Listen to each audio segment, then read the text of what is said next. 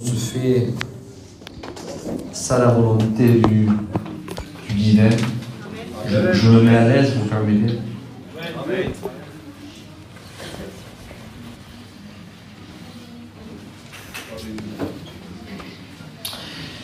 À Dieu soit la gloire.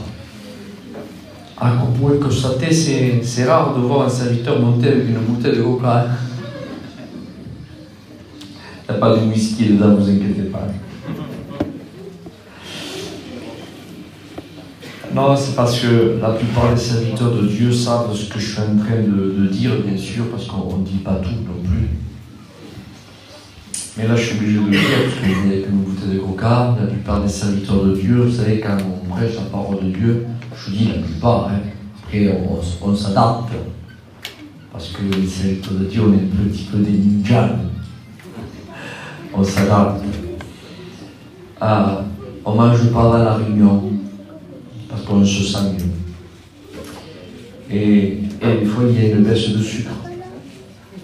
Alors, le fait de boire un petit peu de coca, ça fait un petit coup de fouet, quoi. Alors, c'est pour cela que vous m'envoyez avec le bouteille de coca. Amen. Que Dieu soit béni. Je remercie les frères serviteurs de Dieu, Sony, bien sûr, et avec toute, bien sûr, son équipe qui est avec lui. Tous les serviteurs de Dieu qui se sont, bien sûr, déplacés avec. Je crois qu'il y a plusieurs églises aussi qui se sont réunies. Je sais que vous n'êtes pas venus ici pour écouter un homme.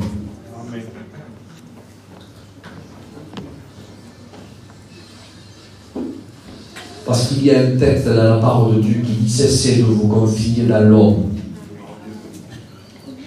Il faut cesser de se confier dans l'homme. Cesser. C'est-à-dire qu'il y a toujours des personnes qui quand même arrivent à être un petit peu têtus, si je peux dire entre guillemets, et se fier quand même. Et après un certain moment, ils voient ce qu'ils n'auraient pas voulu voir, ou entendre ce qu'ils n'auraient pas voulu entendre, et ils sont déçus. Et après, la chute, vous savez, elle fait mal. Surtout quand on a vraiment mis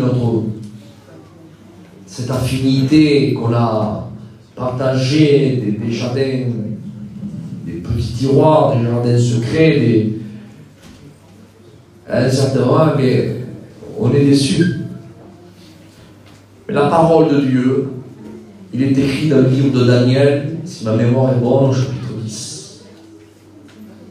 Pardonnez-moi si je me trompe de chapitre, ou au chapitre 13. Mais dans le livre de Daniel, c'est sûr.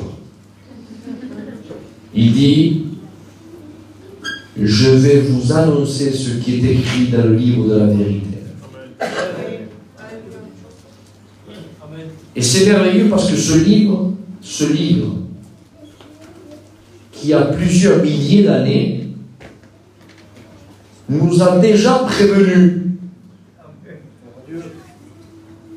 On ne serait pas au courant et que ça nous tombe comme ça, ben on ne le savait pas. Mais quand on est averti, surtout par celui qui ne ment pas, parce qu'il vous arrive à peser, qui l'a dit un tel? Il y a à boire et à manger. Qui l'a dit un tel? Il y a à trier. Ça, vous voyez ce que je veux dire? Mais qui l'a dit? Dieu. Amen. Amen. Il n'y a rien à trier là. Là c'est Amen. Il a dit, lui, c'est oui et Amen. C'est indiscutable. C'est infaillible. Infaillible. Mais le seul qui est infaillible, c'est sa parole. C'est Dieu. Mais l'homme est faillible. Permettez-moi de vous dire que l'homme que vous avez en face de vous qui prêche ce soir, c'est moi qui prêche donc. Ça aurait été un homme qui aurait dit pareil que moi. Je pense en tout cas. Mais aujourd'hui c'est moi. Mais moi, je vous dis que je suis faillible. Et si ça ne serait pas par la grâce de Dieu, non, c'est par tes efforts, par-ci, par là-bas, parce que tu fais ceci, parce que... C'est pas vrai. Si ça ne serait pas par la grâce de Dieu, je ne serais pas là ce soir. Car quand j'interroge le livre de la vérité, toujours pareil, il me dit, le livre de la vérité, il me dit, lis Isaac, lis bien, regarde ce qu'il y a écrit, regarde, concernant l'être humain. Il n'y a pas un juste. Un. Il dit pas même un seul. Si on s'arrête à notre époque, à nous, en 2025, c'est-à-dire on frôle les 8 milliards d'habitants sur le globe terrestre, sur les 5 continents, 8 milliards d'habitants, ça fait du monde quand même. Si on s'arrête seulement en 2025, mais la Bible ne parle pas seulement que de 2025. Il parle de la déchéance du premier homme jusqu'au dernier homme qui rentrera dans le plan de la grâce. Qu'au dernier, tout homme. Il dit, il n'y avait pas un juste, pas même un seul. Ça veut dire que l'homme est attiré par en bas, parce que sa nature est pécheresse. Il dit que la mort est venue par un seul homme, mais la vie et la grâce, la lumière, la vie éternelle, Amen, est venue par le dernier Adam. À Dieu soit la gloire, et celui-là c'est le Christ.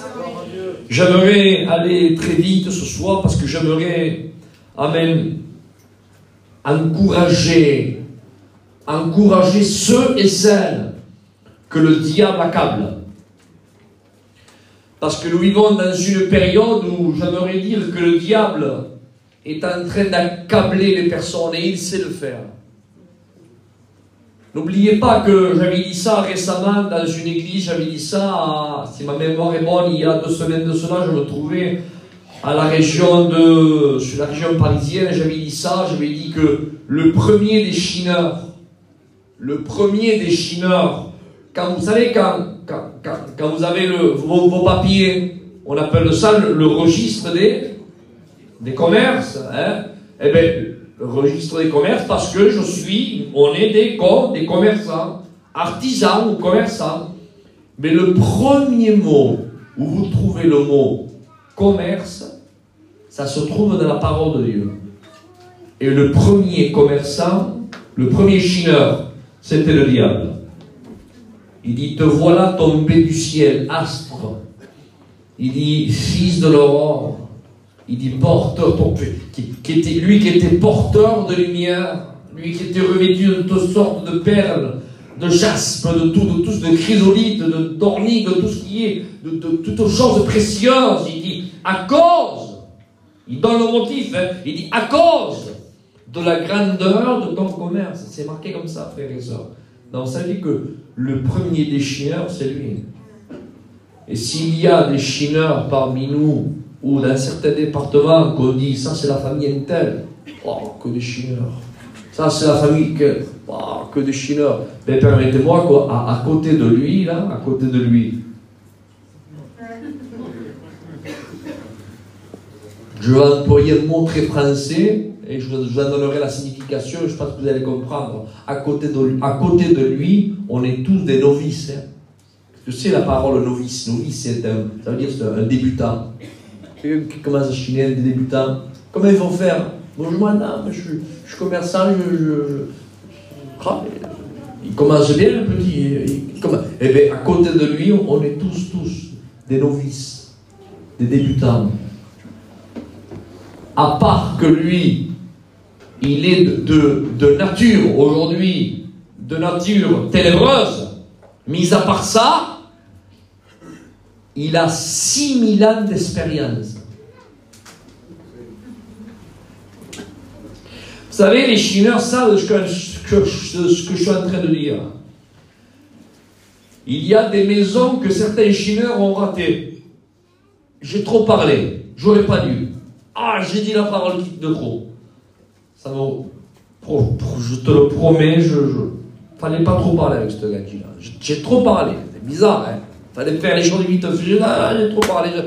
La prochaine fois, tant mieux pour me servir. Ça nous a dit là pour la prochaine fois.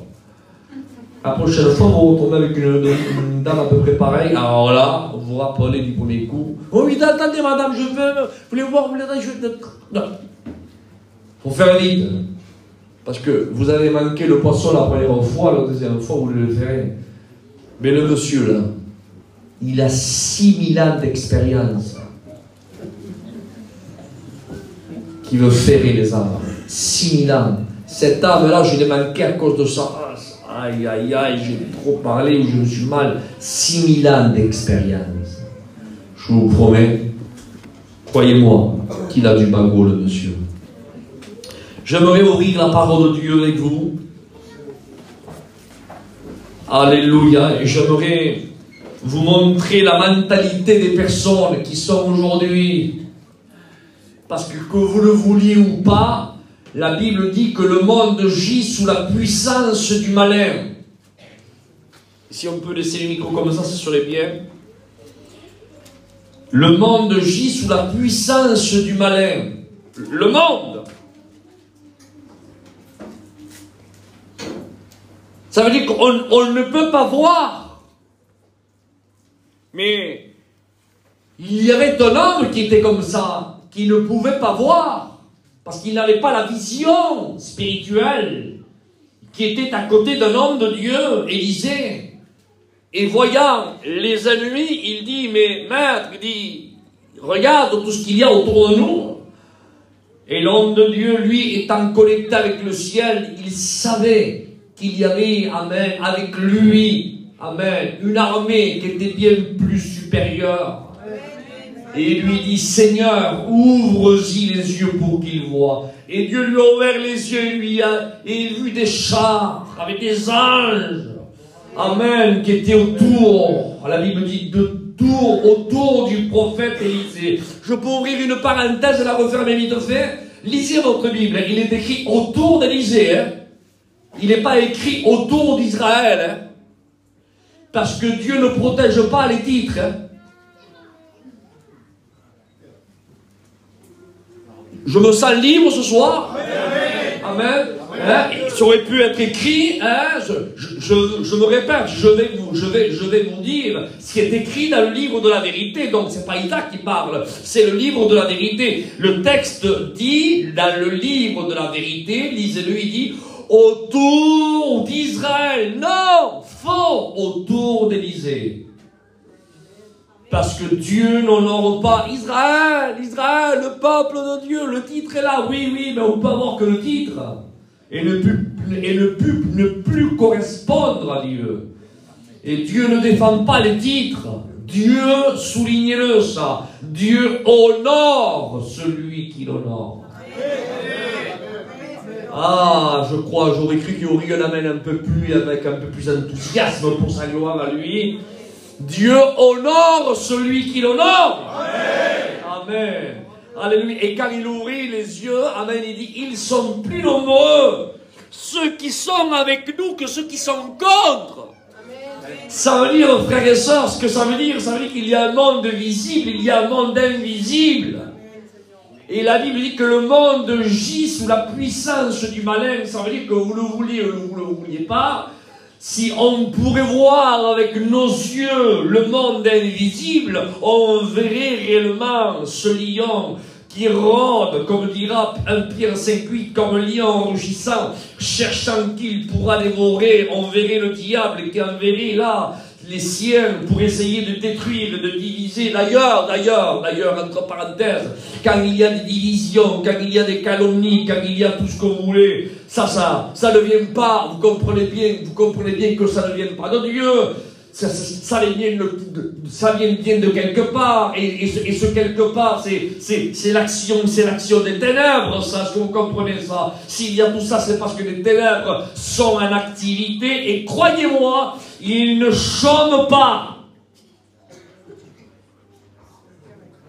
Ils ne sont pas fatigueux. Ils sont là pour faire du mal, pour égorger, pour détruire, pour déviser. Mais Jésus dit, et je me l'amène après ça, il dit, le Fils de l'homme est venu, amen, à un seul fin que les brebis aient la vie. Amen. Et qu'elle l'ait en abondance. À Dieu soit la gloire. Amen. Alors je fais, amen, une lecture avec vous, vite fait. J'aimerais, allez, je choisis ce texte-là qui me vient là. J'en aurai plusieurs, mais il faut bien que j'en choisisse un parmi. Je vais vous faire grâce de tous les textes à lire et on va rentrer dans la prédication. Matthieu, pour celui et seul qui a la parole de Dieu, chapitre 27 et verset 20. Matthieu, chapitre 27 et verset 20.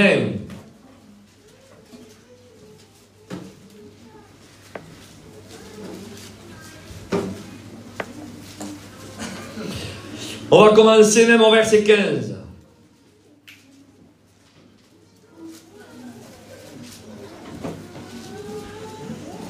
Alors, j'aimerais, s'il vous plaît, vous responsabiliser ce soir. Alors, je vais vous expliquer pourquoi. Si, en ce moment, je ne sais pas s'il y a que moi qui est comme ça, ou tous les serviteurs de Dieu, ils sont comme ça. Nous vivons ces temps-là, peut-être. Mais, quand on parle du Seigneur, on dirait qu'on ne peut plus s'arrêter. Il semblerait qu'on rentre dans le hors du temps et il semblerait qu'on prêche très longtemps. Alors, je ne voudrais pas ici vous fatiguer. Notre but, c'est pas de vous fatiguer, de vous surcharger, de vous dire plein de mots et à la fin, vous avez rien compris. Mais j'aimerais tant, amen, être au timing de l'Esprit Saint. Je vous dis devant Dieu que c'est vrai. Je ne voudrais pas être encadré par la montre. Amen. Prêcher 10 minutes il faut, mais que ce soit le Saint-Esprit qui me dise tais-toi. Et si c'est une demi-heure, mais que le Saint-Esprit veuille lui, que ce soit 3/4 que ce soit lui qui le veut, mais que ce soit pas moi qui le veux, est-ce que vous comprenez? Et nous voulons que cette réunion, amen, soit conduite, dirigée, amen, par la personne même. Ah, dites amen s'il vous plaît. Je le répète, par la personne même. Non pas par un fluide, non pas par une énergie, parce que le Saint-Esprit n'est pas un fluide, n'est pas une énergie. Le Saint-Esprit est réellement la troisième personne de la divinité. Le Saint-Esprit, amen, si vous voulez, si vous le croyez, hein, le Saint-Esprit est Dieu, hein. Il est omnipotent, omniscient, omniprésent. Il sait tout, il peut tout, il est de partout. Il est créateur lui aussi. Le Saint-Esprit, il est l'égal du Père et l'égal du Fils. Il est Dieu. Nous voulons le laisser faire ce soir. Alors on fait cette lecture, à Dieu soit la gloire. Amen, je continue, je vous donne le texte une fois de plus, qu'en haut, pour ceux qui n'ont pas bien écouté, Matthieu chapitre 27 et verset 15. À chaque année, à chaque fête plutôt, le gouverneur avait coutume. Le gouverneur, c'était le préfet de l'époque, qui était Ponce Pilate. Alors le gouverneur avait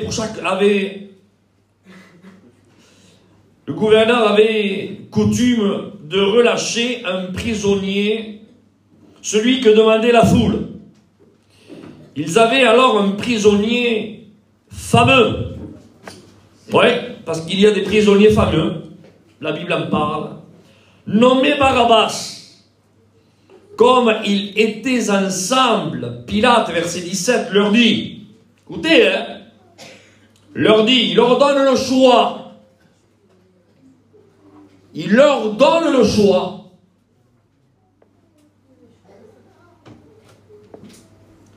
Lequel voulez-vous que je vous relâche?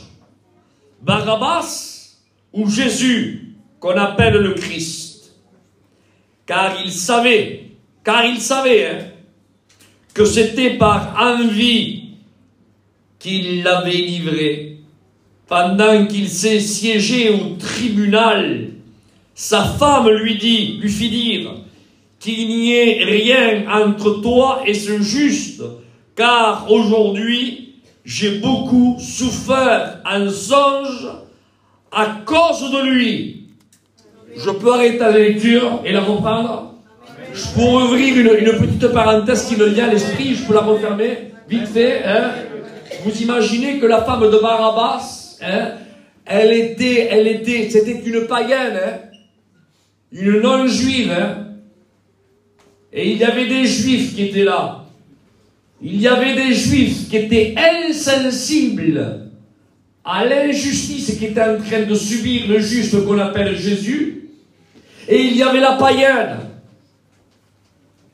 qu'elle ne connaissait rien du judaïsme. Et elle, ses entrailles étaient beaucoup plus sensibles que ceux qui ont été versés dans le judaïsme. Je vous pose une question, c'est normal? Comme j'ouvrais la parenthèse, j'ai oublié de continuer pour la refermer, sinon on ne comprendra rien. Eh bien, semblerait-il aujourd'hui qu'il y aurait des païens qui seraient plus sensibles à la souffrance de quelques-uns, soi-disant chrétiens.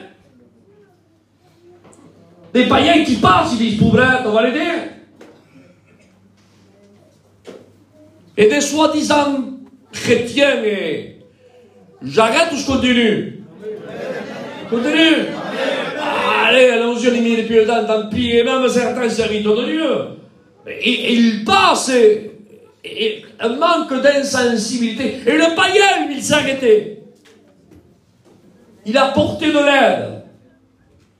Il n'a pas pu dormir toute la nuit parce que le pneu d'un tel a crevé, parce qu'il n'avait pas de sous il n'a pas pu. Et le chrétien, lui, le soi-disant étudiant, soi-disant candidat, mettez le soi-disant, celui qui est bercé, celui qui passe son culte le matin, lui marchiner en sifflant comme si rien ne se passerait. Et l'autre, le païen, qui ne sait rien de Dieu, lui, à cause de la souffrance d'un tel, il n'a pas pu dormir toute la nuit. Je la referme, hein, c'est entre parenthèses. Je continue. Excusez-moi, hein, c'est de temps en temps, j'oublie les petites parenthèses quand ça me vient comme ça, parce que ça, c'était pas... Je le dis comme ça, d'accord, je continue. Amen. Que Dieu soit loué. Alléluia. Verset 20. Les principaux sacrificateurs. Ah. Les principaux sacrificateurs et les anciens persuadèrent la foule de demander Barabbas et de faire périr Jésus. Voulez-vous qu'on prie le Seigneur? Alors, comme tu m'as invité, je me supplie pour moi, mon Seigneur. Seigneur, merci d'être ici dans cette soirée. Et merci parce que nous sommes à l'écoute de ta parole. Alors, mon frère Isaac, il a besoin de ta grâce. Tu l'as déjà béni, tu le bénis, Seigneur. Parce que tu l'as choisi pour porter le conseil de ta parole. Mais par le Saint-Esprit, fais-lui rappeler les paroles que tu as mises dans son cœur. Seigneur, tu vas parler à travers sa bouche. Et tu vas bénir ton peuple. Tu vas nous bénir tous ensemble ce soir. Parce que nous sommes à l'écoute de ta parole. Et ta parole, elle est pleine d'amour, elle est pleine de grâce. Elle va nous faire du bien. Bénis ton messager. Dans le nom de Jésus-Christ. Amen. Amen. Gloire à Dieu. Amen. Gloire à Dieu. Il y a un caractère. Un caractère, amen, qui démontre les temps que nous sommes en train de vivre. Moi, je crois de tout mon cœur. Écoutez, c'est ma foi. Je laisse parler ma foi, d'accord? C'est ma foi, hein? Ça, c'est mon espérance à moi. Et je sais que mes frères, collègues, serviteurs de Dieu, chrétiens, chrétiennes, on est tous dans le même bateau. Et je sais, amen, que je crois de tout mon cœur qu'on fait partie de la génération. Qu'on ne passera pas par la mort. Alors il peut y avoir subitement demain quelqu'un qui me dira, Isaac, tu as dit ça. Oui, mais écoutez, j'exprime ma foi. Je crois, j'ai 45 ans, je crois qu'on fait partie de la génération. Amen. De l'enlèvement de l'Église.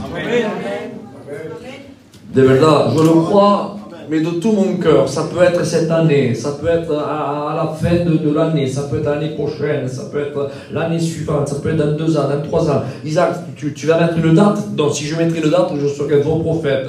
Et que les anciens, amen, comme Michel qui est ici, eh bien, il a le droit, par rapport à son ancienneté, lui comme bien d'autres, de me prendre, tant pis, par la chemise, de me faire descendre. Et puis, tu es un faux prophète, Isaac. Tu n'as pas le droit de dire ça. Et moi, je leur dirais, tu as raison, vous avez raison. Mais on n'a pas le droit de mettre des dates. Mais par rapport aux signaux, par rapport aux ressentis, par rapport aux symptômes, il y a des symptômes. Vous savez, quand quelqu'un est malade, il y a des symptômes qui apparaissent. Hein? On transpire, on est mal, on est fiévreux, on a des frissons. Et les symptômes démontrent qu'il y a un virus qui est à nous, qui est en train de combattre avec nos anticorps. Et bien ce symptôme, les symptômes apparaissent sur quoi? Nous sommes porteurs d'une maladie. Les symptômes apparaissent. Mais moi, j'aimerais vous dire que le corps du monde est en train de faire ressentir les symptômes.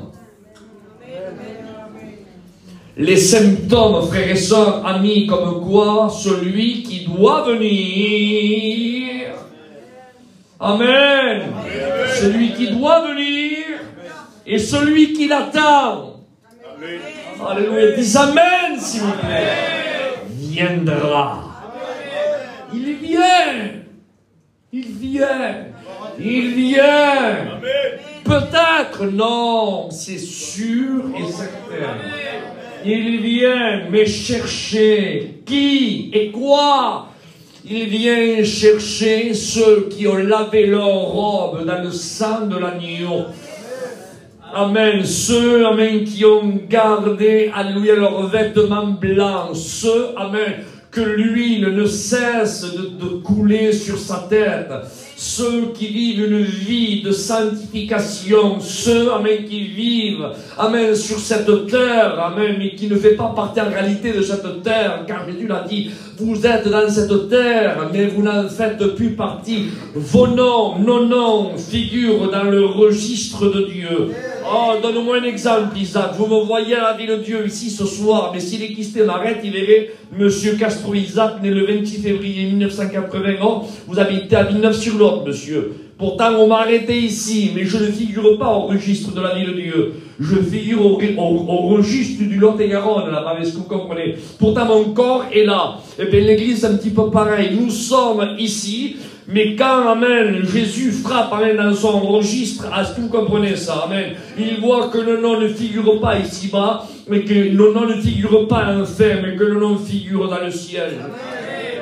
Amen. Et c'est là ce que Jésus viendra chercher. À Dieu soit la gloire. Et j'aimerais donner une parole, oui, une parole d'espérance à toi que le diable est en train d'assaillir, qui est en train de te gribler comme le froment. Peut-être tu as failli, il te met le pied à la gorge, peut-être que tu es sur le point là d'être anéanti, peut-être tu t'es donné la dernière chance alors à la mission. Allez, cache que Sony avec les frères ont préparé sa dimanche, allez, on se donne le dernier carat comme on dit. Et après cela, si ça marche pas, eh bien, écoute, toi de ton côté et moi du mien, allez, on se donne là, allez, si Dieu existe, allez, on se donne le dernier, mais vraiment le dernier carat, hein. Eh bien, écoutez, laissez-moi vous dire, frères et sœurs, que Dieu a pensé à toi. Oui, à moi, mais qui suis-je? Oui, toi, qui tu es? Mais toi, tu es une âme qui a une importance aux yeux de Dieu. Amen. Qui tu es, toi?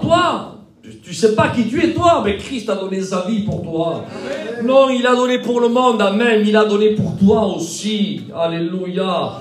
Que Dieu soit béni. J'aimerais te donner les symptômes comme quoi, amen. Alléluia, malgré le problème que tu as, parce qu'après on va arriver à la fin, est-ce que vous comprenez? Mais avant d'arriver à la fin, j'aimerais te montrer les symptômes comme quoi ce n'est pas le moment de jouer à l'évangile. Que ce n'est pas le moment de tricoter et de coudre à l'évangile. Ce n'est pas le moment de remettre au lendemain ce qu'on peut faire aujourd'hui. C'est le moment de prendre des décisions comme Ruth avait pris. Amen. Ne me presse pas de te quitter, l'avait dit à Naomi. Va avec ta belle-sœur Orpa. Non, elle avait pris sa décision. Ne me presse pas de te quitter. Là où tu iras, j'irai. Ton Dieu sera mon Dieu. Là où tu seras enterré, j'y serai enterré. Que l'Éternel me garde. Amen. Si autre chose que la mort viendrait à me séparer de toi. Une femme, une jeune fille résolue. Il faut des hommes comme Josué. Amen. Quand il a dit, moi et ma maison, nous servirons l'Éternel. Amen. C'est ce que, amen, il faut qu'il y ait ce soir au milieu de nous. Des hommes et des femmes, des jeunes, des moyens jeunes, des vieux, des plus vieux, qui que tu sois. Oh, moi, je suis trop vieux. Non, non, non, non, non, non, t'es pas trop vieux pour Dieu. Parce que même à un certain âge, Dieu compte sur toi. Dieu a compté avec Abraham et il avait 75 ans. Certains diront, moi, je suis trop jeune. Dieu avait compté avec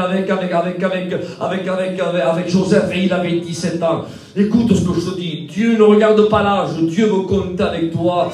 Mais Dieu cherche des hommes et des femmes résolus. Là, des femmes résolues, alléluia.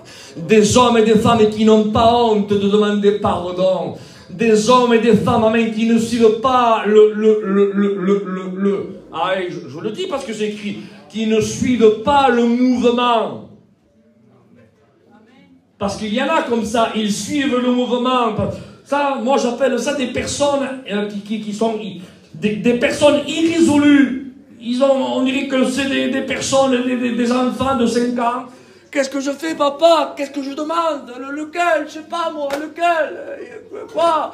Ça, des petits... Non, non, non, non. Je parle pas des enfants. Le Seigneur, le Saint-Esprit ne parle pas des enfants de 3 ans ce soir. Si vous comprenez ça. Et là, il y avait un peuple qui était, pourtant des personnes qui avaient un certain âge, mais des personnes qui étaient irrésolues. Ils n'avaient aucune conviction.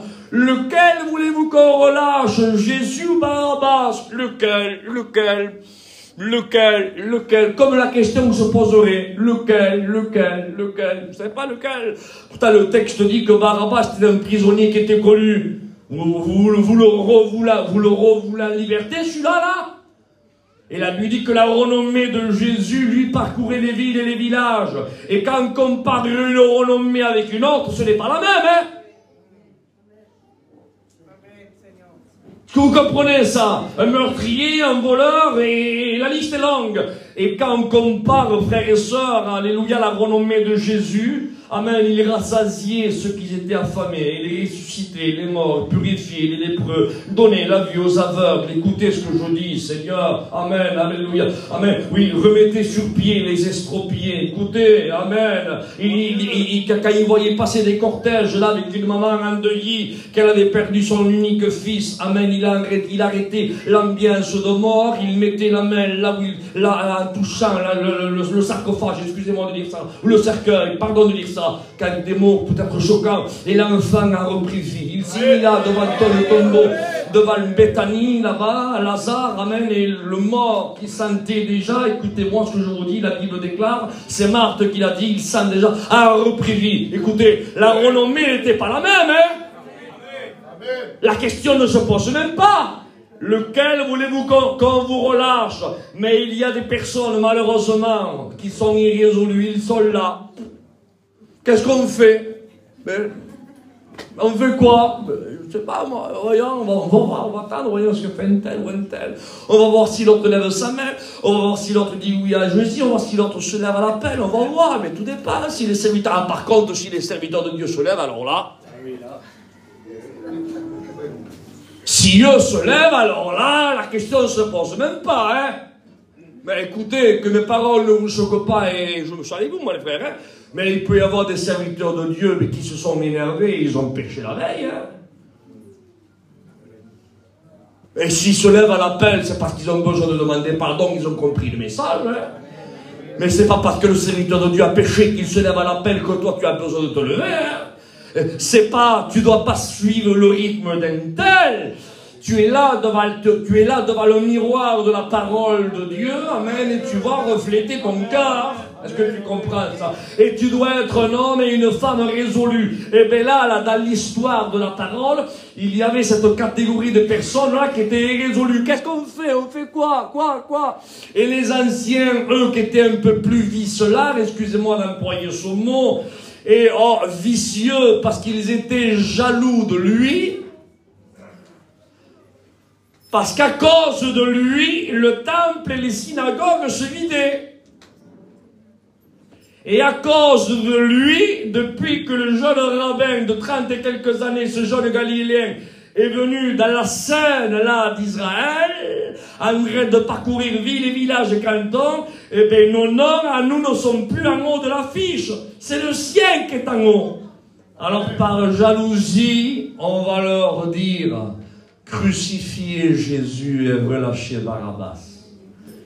Vous ne voyez pas, vous, les entrailles de ces religieux. Mais laissez-moi vous dire, frères et sœurs, que ces entrailles-là, ce sont des symptômes qu'on retrouvera dans l'être humain. Le jour, amen, qu'annoncera le jour, amen, de l'enlèvement de l'Église.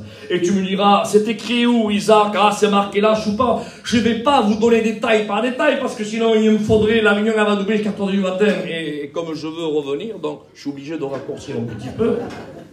Vous avez vu? Ou là, ouais, je suis obligé de... Vous avez vu comment, on est chinois quand même, dès qu'on prend la température, il te fait, entre guillemets. Mais regardez, j'aimerais vous dire en vite fait ce que dit Paul. L'apôtre Saint Paul dit dans 2 Timothée chapitre 3, il parle des symptômes, les symptômes de l'état des hommes dans laquelle, amen, ils seront, amen. Et ce sera un symptôme qui annoncera comme quoi Christ, amen, est sur le point de revenir chercher son Église. Alors quand ça se fera, je ne le sais. Mais quand ce symptôme apparaîtra, amen, ça veut dire, frères et sœurs, qu'à l'horloge de Dieu, bientôt, je dis bientôt, la voix de l'archange va se faire entendre et la trompette de Dieu aussi. Écoutez, vous voyez les habits que je suis en train de porter, je suis en deuil, j'ai fait un deuil. Je ne veux pas dire que j'ai perdu, parce que chez nous, on ne perd personne. Amen. Amen. Amen. Ah, je veux le redire parce que peut-être vous n'avez pas très bien compris. Je suis en deuil parce que je suis gitan, espagnol, catalan, et par rapport à ma famille, et par rapport aux inconvertis, ou par rapport aux incompréhensions, on s'habille d'une certaine façon. Mais vous savez, moi, je peux être en deuil pendant... depuis que je suis chrétien, je suis en deuil, moi. Parce que je n'écoute pas de musique du monde, de l'alcool, je n'en bois pas, des visions, je n'en même pas, je ne vais pas porter ça toute ma vie, si vous voulez. Est-ce que vous comprenez ce que je veux dire? Mais tout ça vous dit que ça ne me gêne pas. Mais depuis que mon père est parti auprès du Seigneur, parce que je n'aime pas dire depuis que j'ai perdu mon père, parce que chez nous on ne perd pas. Amen. Est-ce que vous voyez? Là, ça y est, vous avez compris. Amen. Les nôtres, amen, nous ont devancés. C'est pas pareil. Amen. Il y a 4 mois que mon père m'a devancé. Alléluia. Ou dans le délice, dans le jardin de Dieu, c'est ce que ça veut dire le mot paradis. Un jardin. Alléluia.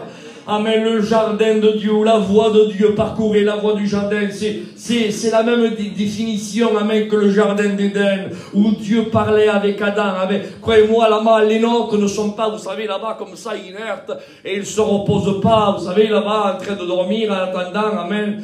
Non, la voie de Dieu, là-bas, parcourt le jardin, et ils conversent, ils sont dans le délice de Dieu, et on ne va pas donner tous les détails, parce qu'il faudra encore une autre réunion, mais c'est pour vous dire, les nôtres nous ont devancés, et moi je sais que bientôt, je dis bientôt, très bientôt, et ceux qui sont d'accord avec moi, amen, disent un amen de guerre. Qu'est-ce que c'est un amen de guerre, hein? En train de crier, allez, ceux qui sont d'accord avec moi, amen, disent un amen de guerre. J'aimerais vous dire, frères et sœurs, que quand on verra ces choses arriver, ça veut dire, amen, que bientôt, amen, bientôt, amen, la trompette de Dieu va sonner, la voix de l'archange aussi, et les morts en Christ vont... Amen! Vont ressusciter premièrement et ensuite nous les vivants. Oui, bien sûr, hein. On fait partie du programme, excusez-moi, hein. Ils ne vont pas nous devancer ni nous à eux, mais ensemble, dans une parfaite synchronisation, on quittera la terre corrompue à un ciel glorieux. Mais il y a des symptômes qui annoncent le retour de Jésus-Christ. Mais ce sont lesquels, ces symptômes-là? Amen. C'est ce que dit Paul dans 2 Timothée au chapitre 3. Il dit, amen, il dit, regarde le caractère des hommes dans les derniers jours. Comment sera le caractère des hommes dans les derniers jours? Il dit, Paul dit, sache que dans les derniers jours, surgiront des temps difficiles. Le mot difficile a donné le mot féroce. Ça vous rappelle-t-il pas rien ça, hein? 1 Pierre 5,8, veillez votre adversaire et le diable car il rôde comme un quoi? Comme un lion rugissant, un temps féroce, la férocité, le lion.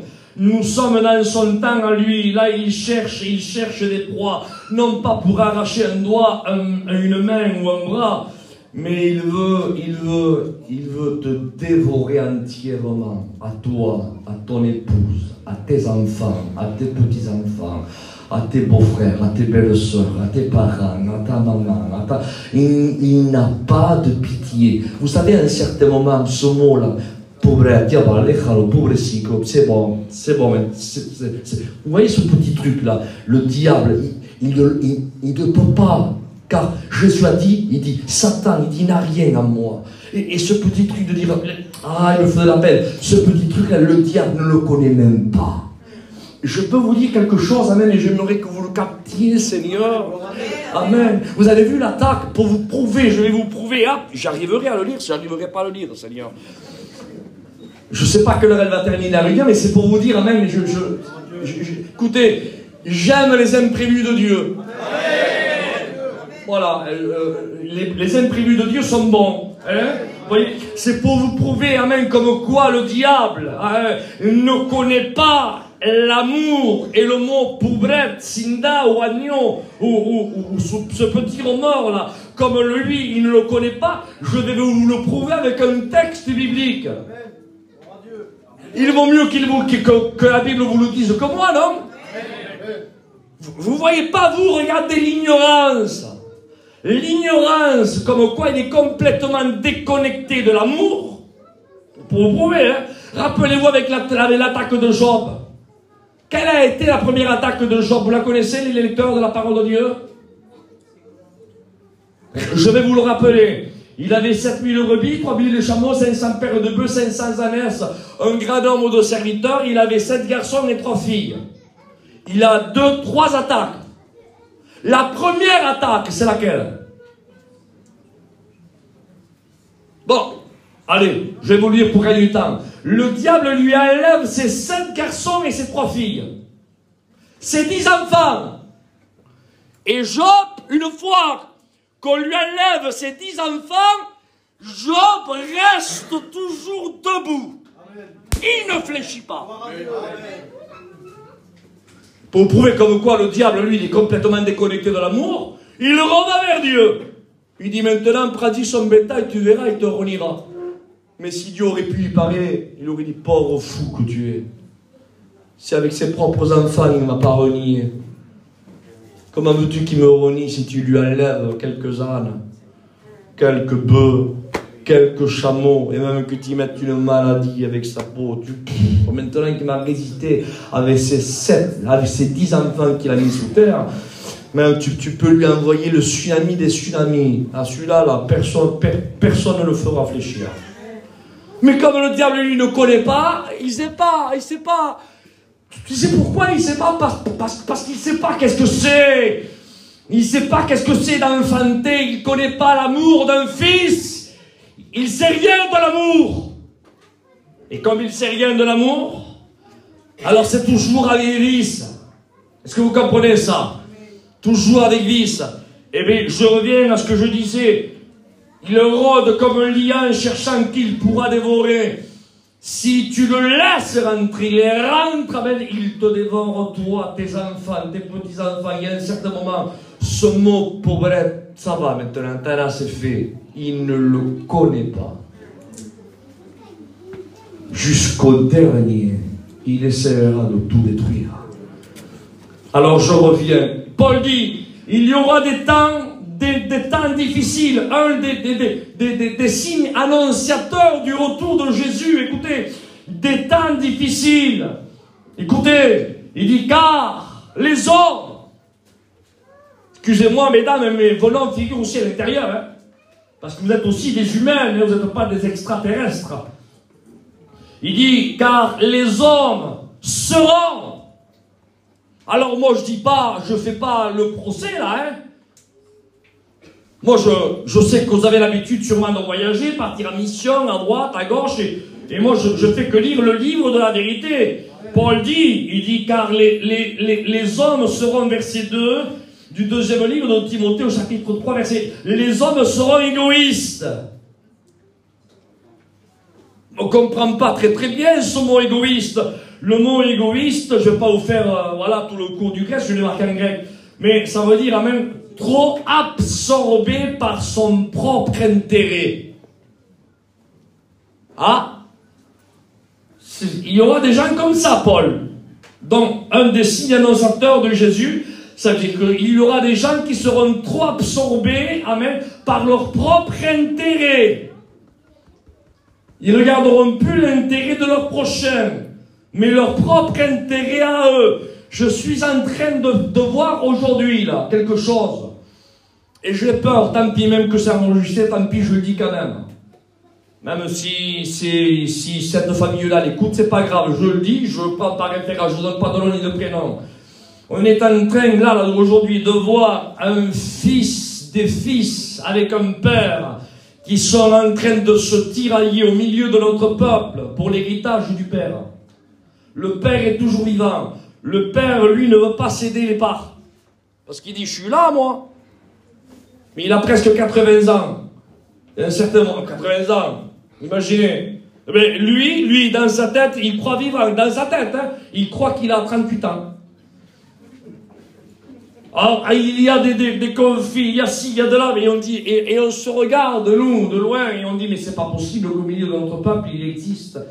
Ça peut exister, ça, comme c'est pas possible. Et vous voyez, entre frères, et la sœur, qu'avant les sœurs laissaient faire les frères, pour que les frères fassent ce qu'ils doivent faire, et après, quand les sœurs passent, vous avez pris la décision, mes frères, ce que vous voulez faire. Non, maintenant, c'est à titre égal. Non, moi aussi, pareil, moi aussi, non. Moi, je dis non, mais vous voyez que, c'est pas possible, qu'est-ce qui se passe? C'est le monde à l'envers. Et tout ça par rapport à quoi? Il n'y a plus, mais c'est ton frère, mais c'est ton père, mais c'est ta soeur, mais c'est ton frère aîné, mais ça n'existe plus, ça. Ils seront absorbés par leur propre intérêt. C'est un petit peu comme le socialiste toulousain, excusez-moi s'il y en a ici, hein, le dicton le dit bien, hein, tout pour moi, rien pour le voisin. Entre parenthèses. Je continue, d'accord? Je ne sais pas si je ferai de ça, mais bon, c'est pas grave. Hein. Je fais un survol. Un des signes annonciateurs du retour de Jésus-Christ. Les gens seront amis. Un ami, pas copain, hein. Ami. Ami de l'argent. Seigneur Jésus, comment on peut être? Je suis tellement riche que je n'ai même pas mis à la poche. Ah non, je cherche un billet. J'ai bien quelque chose quand même. Ah si, voilà, j'ai 2 euros. Vous avez compris le message là entre les deux lignes? Hein, ça veut dire que si dehors vous voulez me faire une petite offrande, il n'y a pas de problème. Alors, ami, on est ami de quelqu'un qui peut te comprendre. On est ami de quelqu'un qui te soutient, que quelqu'un est là, qui t'a mis la main sur l'épaule, quelqu'un qui pleure avec toi, quelqu'un qui est là à tes côtés, quelqu'un qui te soutient, qui te suit, qui est là dans les bons et les mauvais jours. C'est ça, être ami de quelqu'un. Mais on ne peut pas être ami d'un morceau de papier quand même. Voilà, regardez le papier. T'es mon ami. Tu ne me lâcheras pas, toi. Mais c'est faux. Amen. Tu n'as pas assez d'amen, hein, je veux le redire. Hein. C'est faux. C'est pas ton ami. Combien de papas ont dit à leur docteur, docteur, je vous donne mes 3 appartements que je loue, je vous donne ma maison, je vous donne ma Rolex, si vous guérissez mon fils, je vous donne tout. Je vous donne mon meilleur ami. Mais le meilleur ami n'a pas pu répondre. Et le docteur a dit, mais monsieur, mais ça ne dépend pas de votre ami. piller les billets, les appartements et tout ce que vous touchez par mois. Ça dépend. C'est quelque chose que, humainement parlant, le mot est impossible. Mais je vais te dire, moi, ce qui est écrit dans le livre encore de la vérité, et il est écrit ce qui est impossible aux hommes. Est possible à Dieu. Alléluia. Amen. Amen. Et Christ, amen, nous a regardé. Il nous a dit, je vous appellerai plus mes serviteurs, mais je vous appellerai mes amis. Amen. Amen. C'est un ami qui ne laisse personne. Amen. Et tout ce qu'il fait, il le fait bien. Et si vous lisez là, si vous lisez, je m'en vais du message, mais que Dieu fasse ce qu'il a à faire ce soir, c'est lui qui parle, c'est pas moi. Amen. Rappelez-vous dans Jean 11, il signale Jésus, Lazare. Amen. Ton ami, celui que tu aimes, est malade. En voulant dire, t'es son ami, tu iras le guérir, toi. Et bien, lisez le texte de Jean chapitre 11, il dit, quand il eut appris qu'il était malade, va le guérir, non? Eh bien non, il dit, il attendait encore 2 jours à l'endroit là où il était. Il a attendu qu'il meure. Imaginez quel électrochoc pour Marthe et pour Marie. C'est ça l'ami qu'on avait.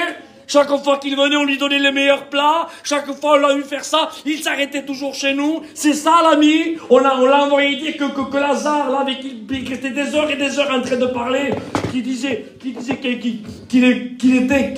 était notre ami. Et bien, le voilà là maintenant, Seigneur.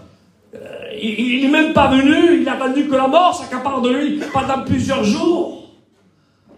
Mais l'ami des amis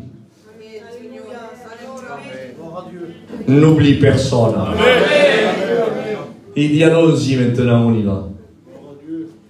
Il y est allé. Il dit il est où? Il dit non, Seigneur. Non, mais regardez l'ami que nous avons. Mais tu me diras, Isaac, pourquoi il a permis qu'il meure?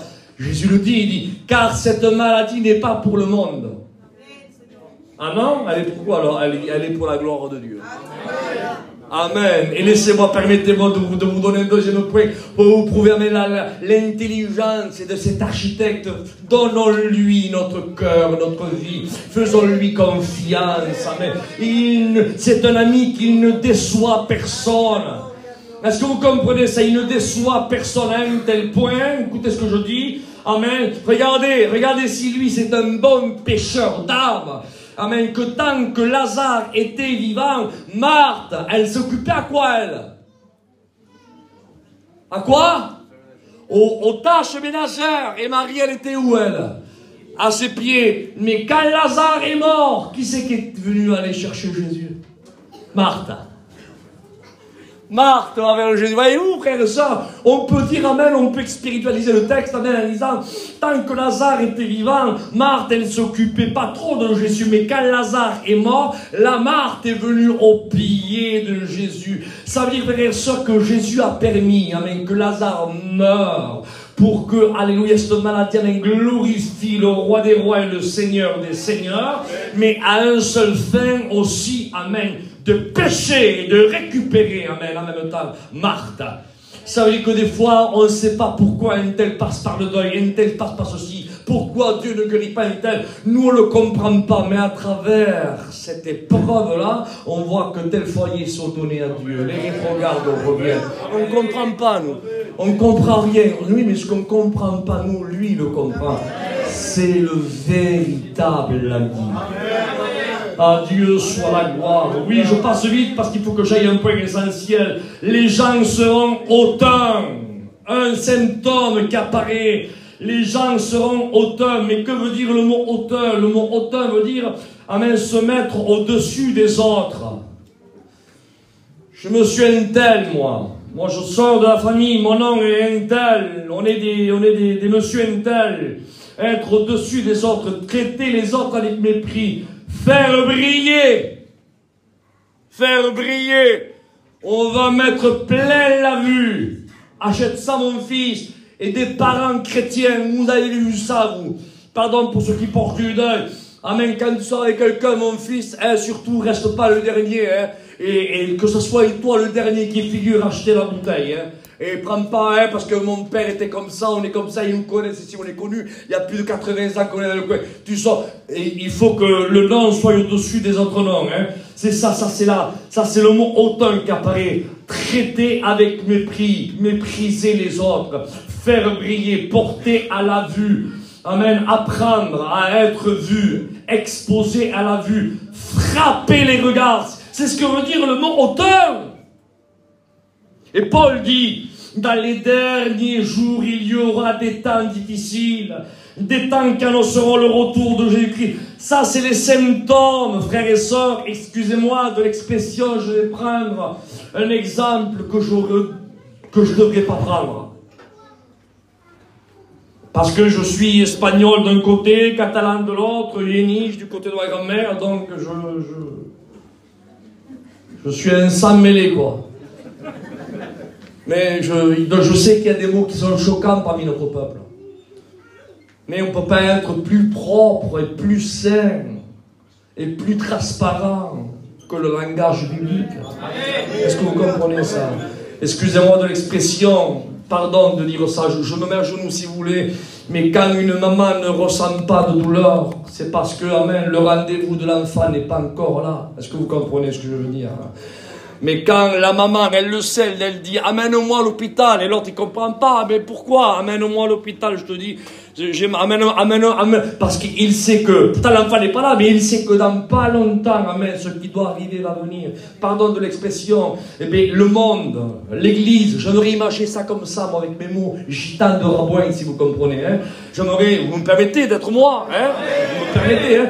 On dirait que l'église, Michel, on dirait que l'église, elle est dans le ventre du monde, amen, amen, et quand un bébé dans le sein d'une maman a 1 mois, eh bien, l'enfant, il faut qu'il attende plusieurs mois pour qu'il se développe. 3 mois, 4 mois, c'est bon. Il est arrivé à 9 mois, les douleurs, excusez-moi, se font ressentir et le bébé va bientôt venir, amen, dans la véritable vie. Mais moi, je veux dire, frères et sœurs, que l'église est née dans le ventre du monde, amen, amen, quand il y a eu, amen, l'église primitive, parmi qui a commencé avec l'enseignement des apôtres. Oh, l'église en avait à peu près 1 mois. Est-ce que vous comprenez ça? Amen, et pendant ces 2000 ans, amen, on va imaginer ces 2000 ans, comme bientôt, là, les 8 mois et demi, et bientôt on est dans ce ventre de la terre, là. Est-ce que vous comprenez ça? Et le ventre de la terre, amen, fait ressentir les douleurs de l'enfantement. C'est-à-dire que bientôt, amen, l'enfant, amen, et non pas, amen, pour continuer à vivre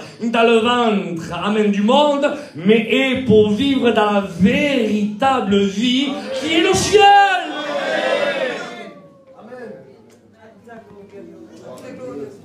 Amen. Mais il faut que les douleurs se fassent ressentir. C'est les douleurs qui démontrent que l'enfant va bientôt naître. C'est les douleurs. Les douleurs ne trompent pas, hein. Mais Paul le dit, il faut qu'il y ait ces douleurs avant. Dans 2 Timothée 3, je vous ai donné les textes et je vous fais grâce de plein de textes. Parce que je ne veux pas non plus vous bombarder de textes et qu'après la fin vous n'avez rien compris. Je veux que vous compreniez, frères et sœurs, que nous vivons réellement les temps de l'enlèvement de l'Église. Les gens seront hautains, je vous l'ai dit. Les gens seront amis de l'argent, je vous l'ai dit. Les gens seront blasphémateurs. Ce sont des symptômes. Tu me diras, mais personne ne blasphème, Isaac. Personne ne blasphème, oui, mais dans le mot blasphème, dans la profondeur du grec, c'est profond. Le mot blasphémer dans le grec, ça a donné aussi le mot parler à mal. Il n'y a personne qui parle mal? Ah bon? Je croyais, moi, que chez certains endroits, il y en avait qui parlaient mal. Ça veut dire aussi, ça veut dire nuire. Ça veut dire blesser. Des personnes qui blessent.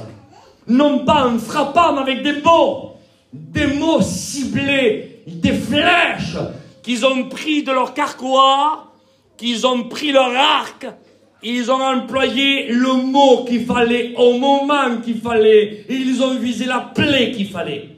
Tchac! Ça s'appelle blesser. Le mot blasphémer veut dire aussi renommer. Fruit de rumeurs. Lancer des rumeurs. J'ai vu par exemple un tel, il paraît que, ben mon frère, tu l'as vu? Non, alors tais-toi. Amen. Amen. Il faut prendre la résolution de ce grand philosophe qu'était Socrate. Socrate, je l'avais déjà dit récemment, mais j'aimerais le redire ici. Socrate amène un jour son étudiant est venu vers lui. Il lui a dit, Socrate, oh maître, je ne sais pas comment on l'appelle à l'époque, il dit, j'aimerais vous raconter quelque chose, mais il était pressé pour le dire. Et Socrate, le grand sage, s'est assis, il lui dit, attends. J'aimerais te poser 3 questions avant de te laisser parler. Il dit, ah bon? Mais j'aimerais quand même te le dire. Je suis pressé de te le dire. Il dit, attends. Il dit, attends. Ce que tu veux me dire là, est-ce que ça me concerne? Il réfléchit, il dit non. Il dit d'accord. Deuxième question. Il dit, ce que tu veux me dire là. Il dit, est-ce que tu es sûr de ce que tu vas dire? Il dit, non, je l'ai entendu parler. D'accord.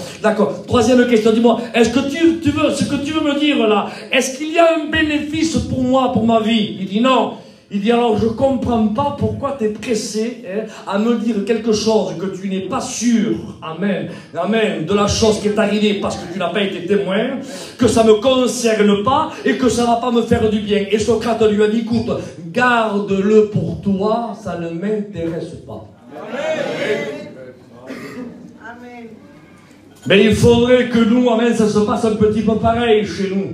Quand il y a des personnes qui sont, vous savez, qui frappent à la porte, viens voir, je te dis quelque chose, il faudrait le stopper. Hop, stop, attends. T'es sûr de la chose? Non, on me l'a dit. Ah bon? Ben ne me dis pas. Ben oui. Amen. Mais ça sert à quoi? Mais qu'est-ce que tu vas dire? Quelque chose que tu l'as vu? Non. Il y a un bruit qui court, il y a beaucoup, je sais qu'il y a beaucoup de couloirs. Ah, des couloirs, des bruits de couloirs, il y en a. T'es pas sûr? Non, mais parle pas, mon frère. T'es pas sûr? Tu l'as vu, toi? Non. Bon, ça va me faire du bien? Non. Ça me concerne? Non. Mais garde-le pour toi. Et même un conseil, je vais te dire, prends ce que tu sais, mets-toi à genoux, amen, et dis-lui au Seigneur qu'il efface cette neurone qui a enregistré ceci, ce que tu as écouté. Au nom de Jésus, parce qu'il n'y a rien de Dieu là-dedans. C'est ce que veut dire le mot blasphémateur. Écoutez, le mot blasphémateur, renommer, fruire, rumeur, renommer, donner des renommées, faire connaître sa propre pensée. Mais que tu fasses même connaître ta propre pensée à ton fils, à ta femme, entre toi et elle, moi je marche de ma pensée, quelque chose, tu vois, de matrimonial, quelque chose d'intime, quelque chose par rapport de la déco intérieure de la maison, je te fais connaître ma pensée, voilà, mais là, ça vaut ce que ça vaut, t'as raison de faire connaître ta pensée, mais il y a des personnes que non, des personnes même qui ils font connaître leur pensée, et en faisant connaître leur pensée, en réalité, et vous lisez entre les lignes, qui donnent un verdict, quoi. C'est ça, blasphémer. Il dit déclarer. Voilà ce que veut dire le mot blasphémer. Déclarer. Dire. Pas possible. Et bien, quand il y aura ces symptômes qui apparaîtront, Paul dit à Timothée, il y a des bilans de ça, hein, il écrit cette lettre, hein. Quand il y aura ces symptômes-là, hein, et bien, excusez-moi, c'est comme l'Église, amen, elle serait dans les 9 mois d'attente, dans le sein du ventre du monde. Amen. Et quand vous verrez ces symptômes de douleur-là, bientôt, on va entendre le son de la trompette de Dieu. Ah, Jésus, nous t'attendons. Et l'Esprit et l'Épouse disent Amen. Et ça ne fait pas de nous des égoïstes de dire viens, oh non, ne dis pas ça, un tel est perdu, non. Non, ça ne fait pas de nous des égoïstes. Allez dire à la jeune fille, pardon de dire ça, qu'elle tient, il y a peut-être 2 ans, allez lui dire, hein, on va attendre pour célébrer ton mariage encore, parce qu'un tel, eh ben, tu sais, ben, il va revenir, il n'est pas encore ici. Il y a 2 ans qu'elle attend la porte, elle va attendre. Eh ben, cet homme va dire, ah, ben, écoute, je n'attends plus, je veux, non, on veut se marier, on veut se marier, on veut se marier. Hein. Est-ce que vous comprenez ça? Et là, les cantiques et des cantiques, amen, qui l'image de la bien-aimée, quand il parle de son bien-aimé, du Christ, il lui dit, amen, le niveau d'amour qu'elle a pour lui, il dit, amen, je suis malade d'amour. Malade. Pas possible on peut être malade d'amour. Eh bien, apparemment oui. On peut être malade d'amour. Il n'y a aucun remède pour ça, vous le savez. C'est pour cela d'ailleurs qu'il y a des mères, comme Romy Schneider, un nom qui me vient à l'esprit, des personnes qui se sont ôtées la vie parce qu'elles ont perdu un fils. Parce que l'amour est tellement puissant qu'il n'y a aucun médicament pour guérir cet amour qu'il y a là entre ce cordon médical, entre mère et enfant, entre père et enfant. Si ce n'est, frères et sœurs, amen, le Christ qui apaise la douleur, parce que sachant que les nôtres, amen, vivent toujours, ils sont, amen, dans le ciel, alors c'est là, oui, ils peuvent continuer. Mais imaginez ceux qui n'ont pas d'espérance. On peut avoir des châteaux, on peut avoir on peut avoir des renommées, on peut avoir des renoms, Romy Schneider, on peut avoir magnifique beauté, un éclat, tout ce que vous voulez. Mais quand on perd un enfant, on s'en fout. C'est une maladie incurable. Elle en est morte. Je continue un peu plus. Je crois pas que je pourrais, peut-être ça, je garderai ça pour demain, je sais pas, on verra. Je continue, vous me donnez, je sais pas quelle heure il est. C'est la bonne heure que j'ai là. 10h20.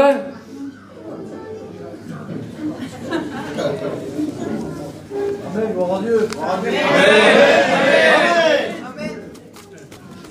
Vous avez vu si on ne sait pas de la température? 10 minutes de plus, je prie le Seigneur. Mais il y a tellement de choses à dire. C'est tellement beau parler de Dieu, mon frère. Quand on parle de lui, comme disait Payan, qu'est-ce qu'il disait notre ancien? J'en parle le jour et après, il a rêvé la nuit. Amen.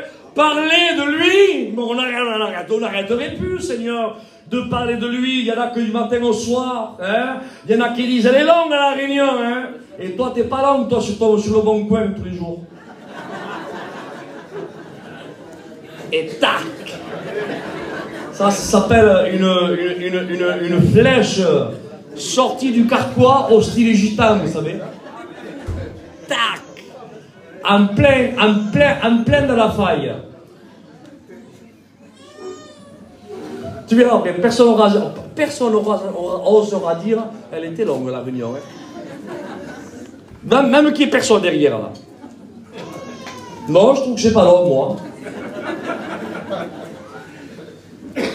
À Dieu soit la gloire, je continue, blasphémateur. Rebelles à leurs parents, un des signes aussi. Comment est-il possible? Des enfants rebelles à leurs parents, aux parents?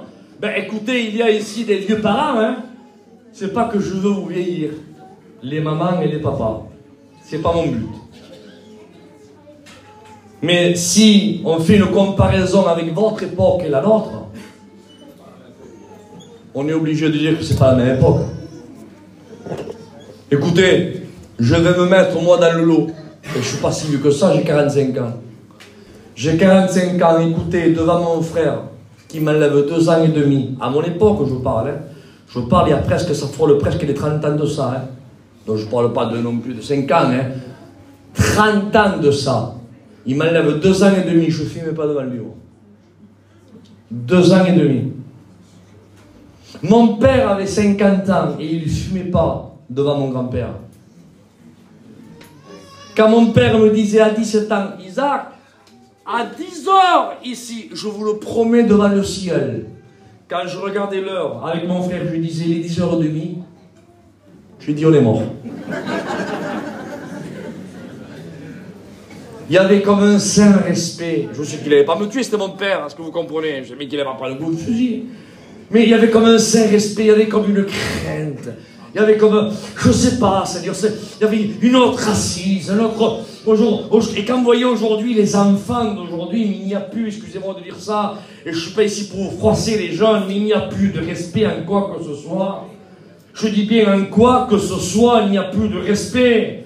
Ne serait-ce, je parle de ce que je vais parler avec les habits que je porte. Je ne devrais pas parler de ça, mais tant pis, mais je parle dans un langage spirituel. Prenez, visionnez un mariage païen de 50 ans en arrière et visionnez un mariage chrétien d'aujourd'hui. Comparez les tenues vestimentaires. Pas grand chose, hein? 50 ans en arrière. Regardez, vous voyez, mariage païen. Vous voyez les robes, vous voyez tout. Vous voyez, c'est pas possible. Mariage païen, ça, pas possible. Eh ben, toi avec la cassette, t'as honte. Je vais montrer le mariage chrétien, là. Alors, les mariages chrétiens, maintenant, parce que là, ils ont trouvé des petites astuces. Alors on va mettre, parce qu'on comprend pas l'anglais. Alors, pour mettre un petit peu, on peut pas mettre du Barry White, on peut pas mettre du Céline Dion, on peut pas mettre du Whitney Houston. Alors, on va mettre des cantiques en anglais, mais un petit peu que ça fasse. On comprend pas, alors ça fait un petit peu, tu comprends? Mais en réalité, écoutez ce que je dis. Mes paroles vous choquent ce soir. Mais est-ce que vous aimeriez que je vous parle en anglais, moi, ce soir? Ça fait plus joli. C'est enregistré. Je vais vous prêcher en anglais. Bon, alors je vais prêcher en espagnol, en espagnol. El Señor vos dice, vos ama, vos quiere, y Cristo viene, alléluia, y escrito está la palabra del Señor. Alors, ça fera joli dans la cassette, est-ce que, je ne sais pas si vous comprenez, mais vous comprenez rien. Mais c'est quoi le but? Le but, c'est que ça fasse joli aux oreilles, ou alors que vous sortiez disant, j'ai compris. Vous comprenez ça? Eh bien, excusez-moi de toucher cette thème, je ne sais même pas pourquoi. Je vous dis, regardez, j'ai préparé un message qui est là, je ne l'ai même pas ouvert. C'est pour prouver comme quoi, vraiment, je me laisse vraiment conduire par le Seigneur. Regardez, pour quelle raison, dans les mariages, on met des cantiques en anglais? Personne ne comprend la louange.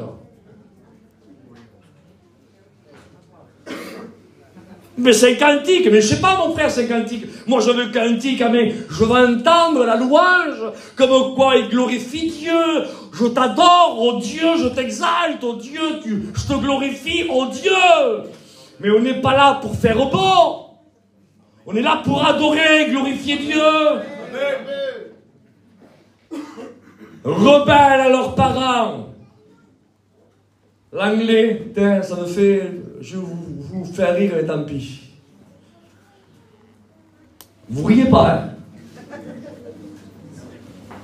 J'avais mon épouse à l'époque. Bon, les anciens connaissent ma famille, bien sûr. Celui-là, là, au fond aussi. On connaît mon beau-père, tout ça. Mais on ne donne pas de nom, hein? J'avais ma belle-mère, enfin, ça m'a été raconté plutôt par ma femme, qui a quand même 25 ans que je suis marié. Et mon beau-père, bien sûr, c'était un garçon qui aimait, un homme qui aimait la prière, comme tout serviteur de Dieu, ni plus ni moins. Et ma belle-mère aussi. Et tout à coup, à l'époque, c'était des cassettes, il n'y avait pas de CD, pas longtemps, hein. Elle a mis une cassette comme ça, et c'était une cassette en anglais. Et elle était là, mais alors, elle parlait en langue, mais vous l'écoutiez à, je sais pas, ah là-bas, entrez. Et tout à coup, ma femme, avec sa soeur, elle rentre, elle dit, mais maman, qu'est-ce que tu fais? Avec le foulard, ben, je prie, avec les cantiques. Je dis, mais, elle dit, mais maman, mais c'est Whitney Houston qui chante là.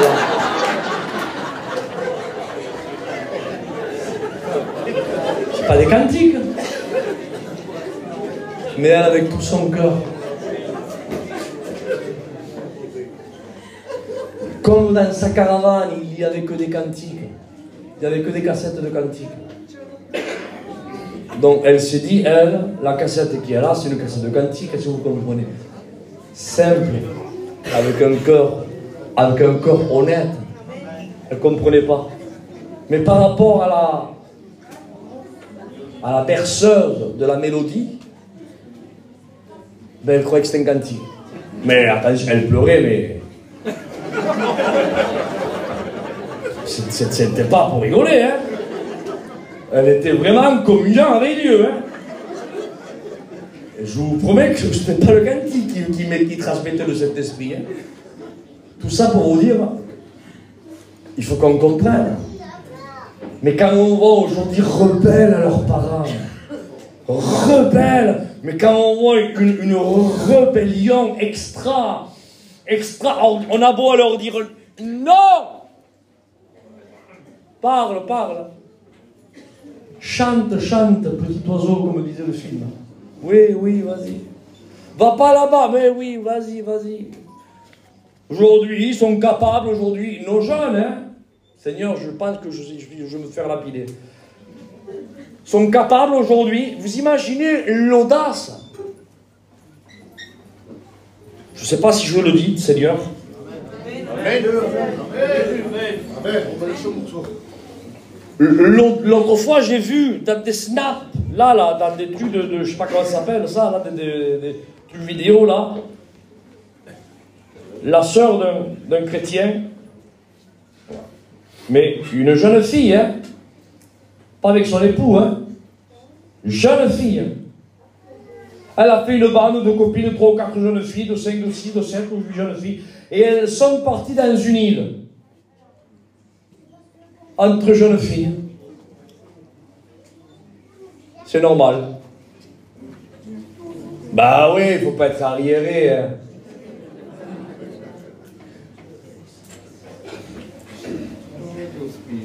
Vous voyez pas que le monde gît sous la puissance du diable. Vous ne comprenez pas que là-bas, vous ne voyez pas tout ce qu'il y a. Vous avez dit, tu as dit, Isaac, tu es en train de démontrer un film d'Hollywood. Mais non, mais c'est véridique, je suis en train devant Dieu que c'est véridique. Vous ne savez pas que là, dans un certain mouvement, il y a des bandes organisées qui sont en train, ils peuvent mettre un cachet dans un verre, là, ils peuvent les droguer, les kidnapper, les vendre, les étriper, vendre les organes, pour ci, pour là-bas. Et vous croyez que vous leur faites plaisir. Je lui ai offert à ma fille, ah non, je veux qu'elle se régale. Avant qu'elle se marie, ma fille, je veux qu'elle profite. Va, ma fille, va, régale-toi, ma fille. Et après, tu vas pleurer. Au lieu de dire Amen à ta fille, à ton fils, comme la Bible dit dans Deutéronome chapitre 6, tu les inculqueras à tes enfants. Amen. Mais inculquer quoi? Mais inculquer, que c'est inculquer? Ça rentre pas, il faut que ça rentre. Tu les inculqueras à tes enfants, et c'est pas fini, hein. Aux enfants de tes enfants, tu les inculqueras. La loi de l'Éternel. Écoutez, on a organisé des frères des voyages en Israël. Regardez si les enfants sont tellement inculqués dans la parole de Dieu que le jour du Shabbat, j'ai même pas fait attention moi, le jour du Shabbat, ça tombe à partir de 5 heures au déclin du soleil le vendredi soir. Et moi je vois l'enfant là-bas, Seigneur, il était beau, il avait peut-être 10 ans, avec sa petite cravate, il avait là 10 ans peut-être, je crois pas qu'il avait, peut-être qu'il avait, allez, grosso modo, allez, vraiment, là, je parle largement, peut-être 8 ans. 10 grammes maximum, mais je crois pas. Là, 2 frères là, côte à côte, habillés en blanc, comme un petit costume là, avec leur petit livre. Et moi, j'ai voulu prendre une photo souvenir. J'ai dit, ne bougez pas, pas photo. Et les 2 petits jeunes, il y avait aucun vieux, hein. Les 2 petits jeunes, c'est ce qu'ils m'ont fait, non,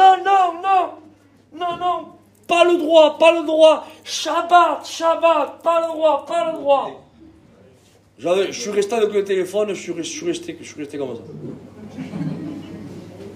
Je lui ai dit, nos potes des ciels, j'ai dit, c'est pas possible qu'à 10 ans, 9 ans, 8 ans, des enfants puissent prendre des résolutions. Ils auraient pu dire, papa est pas là, maman est pas là, allez-y.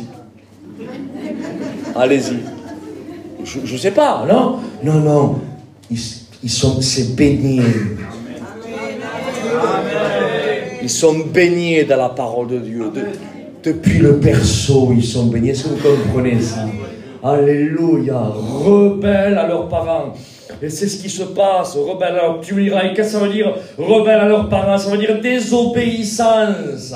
Des enfants qui ne désobéissent pas. Ne porte pas ça, ma fille. Porte pas ça, mon fils. Je voudrais rentrer dans les détails, mais je peux pas rentrer dans ces détails-là parce que c'est trop, un peu trop compliqué. Mais sincèrement, vous voyez déjà certains ce que je veux dire. C'est pour cela qu'aujourd'hui notre peuple on entend des choses qu'on n'a jamais entendues. Ah tant pis, je voulais quand même, je t'allais faire un séminaire. Je t'allais faire un séminaire en Espagne, on m'a invité, et avant l'ascenseur, j'avais prêché ces quelques notes, avant l'ascenseur, je rentre. Et on m'arrête à l'ascenseur, un vieux couple qui était là. Il me dit, mon frère. Je dis, oui. Là. Mais les deux, vous savez, je dis, oui. Mais en pleurant, hein. Tu peux prier pour mon petit. Je dis, oui, mon frère, je priais pour ton petit, mais moi, je croyais que son petit était malade, je sais pas. Je dis, oui, mon fils, oui, je priais pour deux. Mais qu'est-ce qu'il a? Mais on ne comprend pas. Avec sa mère, on ne comprend pas. On a tout fait pour eux. On a tout fait pour eux. On leur a fait une maison, on leur a tout fait. On n'a rien compris. Il s'est marié. Il a 3 enfants. Il a une épouse qui vaut de l'or. On n'a rien compris du jour au lendemain. Il a quitté sa femme. Il a quitté ses enfants. Et il est parti avec monsieur Endel. En pleurant, les parents. En pleurant. J'étais là, je dis, je ne sais pas quoi dire. Devant mon Dieu, je ne sais pas quoi dire. Je dis, ma soeur, on va prier le Seigneur pour que le Seigneur le brise, le fasse repentir, je ne sais pas, qu'il le ramène à la repentance, qu'il le ramène, je ne sais pas, je veux dire quoi.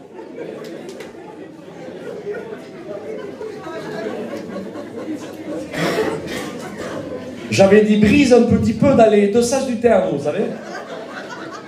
Briser spirituellement et un petit coup aussi comme Jacob. Dans l'ange, vous savez.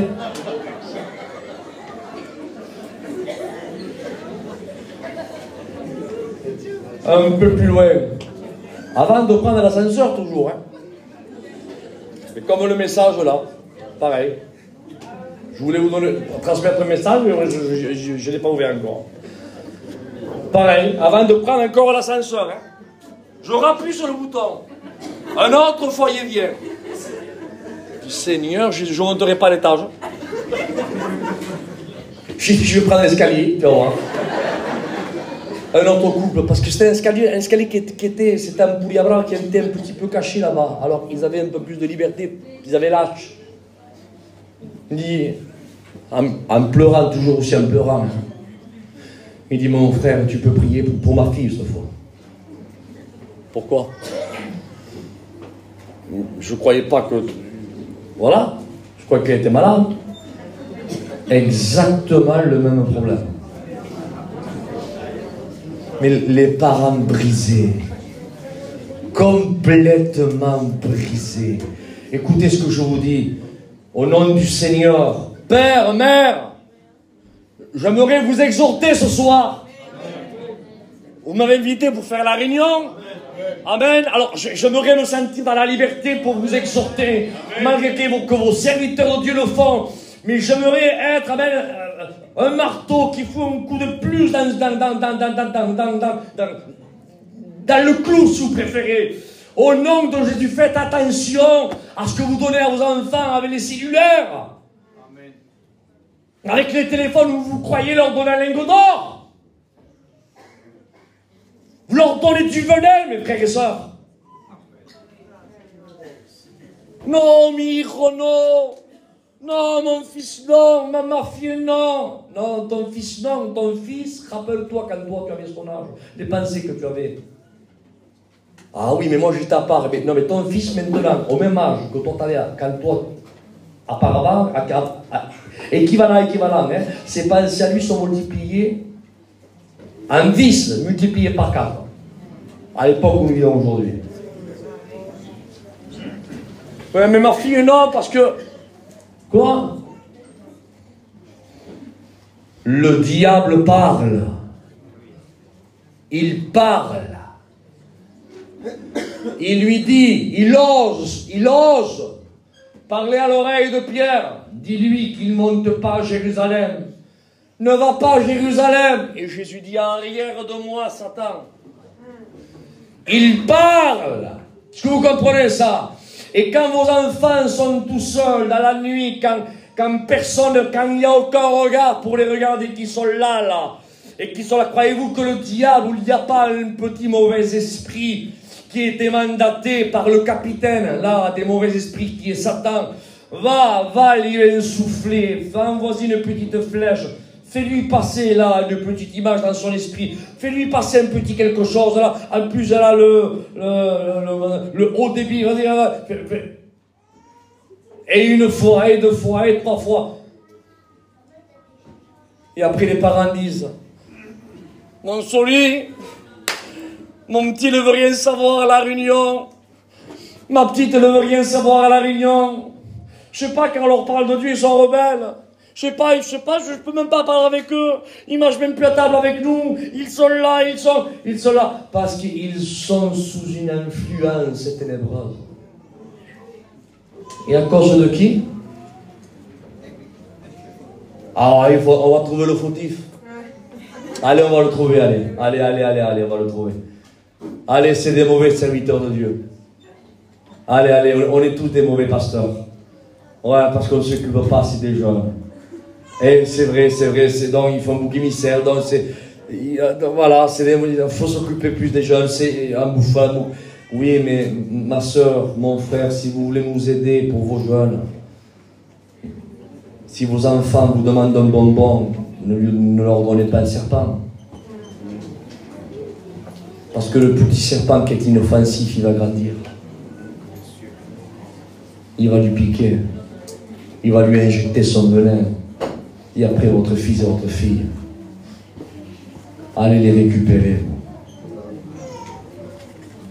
Rebelles à leurs parents. Mon Seigneur, il lui aurait tellement de choses à dire. Impulsif. Pas possible. Un symptôme aussi impulsif. Oui, impulsif. Impulsif veut dire